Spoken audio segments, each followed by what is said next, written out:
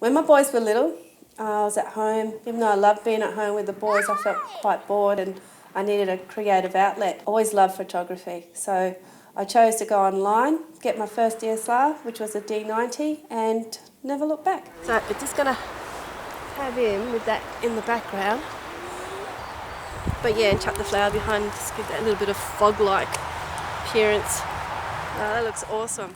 Learning photography was quite daunting. There was so much to learn. I really wanted to learn it so quickly, but I had to learn to take baby steps in order to produce something that was in my mind and make it come to life. It wasn't easy to start. There's so many of my equipment and what I used was second-hand or handmade from Bunnings. But it worked and it was a good start. Reflecting back on it, it was good to have a start like that, because if you don't fail, you can't learn. And I failed lots of times before I got to a certain standard. And you know, I'm still failing. But I'm still stepping forward. I'm still getting that experience. I'm still learning. And it's only getting better.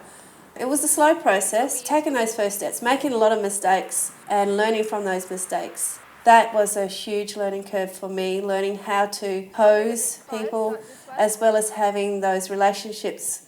You have to have that rapport with your subject or your model to be able to get the best out of them. To be in photography, you have to have passion. You have to have it, because you can find yourself frustrated very easy. So many frustrating hours, I can tell you. Things don't work, models don't turn up, or the environment isn't kind to you in terms of the weather, or you have to think on your feet. You have to have plan B. For anyone out there who wants to learn, who wants to take the same road, the most rewarding job, but the most frustrating job as well. But when it does come together, it's magic. I can't describe it. It's just the passion. You have to have that passion.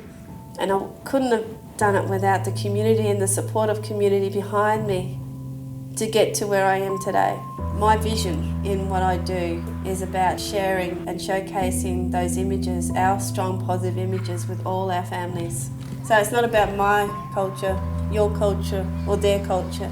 It's all our families in unity. I don't know what's around the corner for me, but I do hope that at 80 I'm still taking photos and still making those strong images. I don't see myself as a role model, but I do hope I'm an inspiration to those out there who want to learn and get into photography and tell not only their story but others' story as well through images.